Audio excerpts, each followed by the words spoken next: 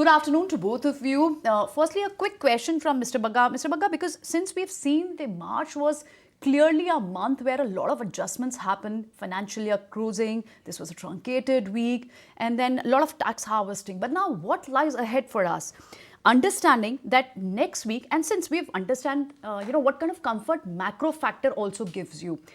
Quarterly gains in terms of US markets surprised us. Now, what lies ahead for us? A lot of cues to see from macro factors. And let's not forget, big cues coming in from domestic market when BJP also launches its manifesto. What is that you are picking and how are you gearing for the next week and especially for April series now?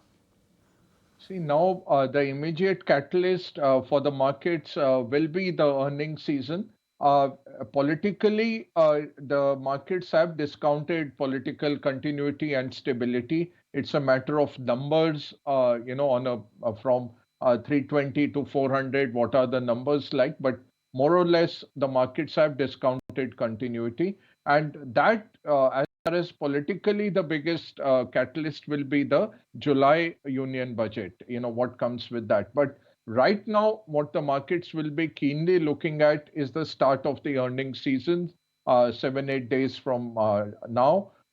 That will be globally. We are in a Goldilocks environment with good macros, as you defined it.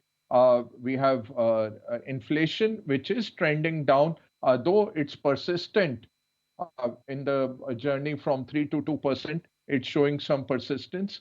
But despite that, central banks are talking about rate cuts. So if the first quarter was one of anticipation of rate cuts, the second quarter will be one where we'll be seeing imminent rate cuts, either in June or July. The rate cut cycle will start. The Swiss National Bank already cut rates as the pioneer, but I think ECB and Fed moves is what the markets will look at. But overall, global macro is relatively robust.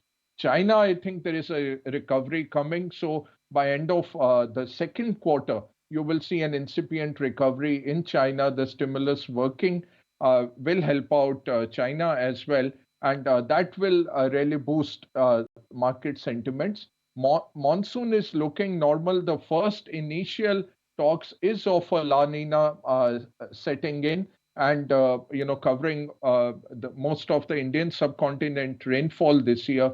So that will be a big boost to rural consumption, and we are seeing the consumer stocks moving in anticipation. So continuity, stability, good global macro, good Indian macro, a trending downwards inflation, and on top of that, you heap in rate cuts coming in. I think we have a lot going for these markets in the quarters ahead.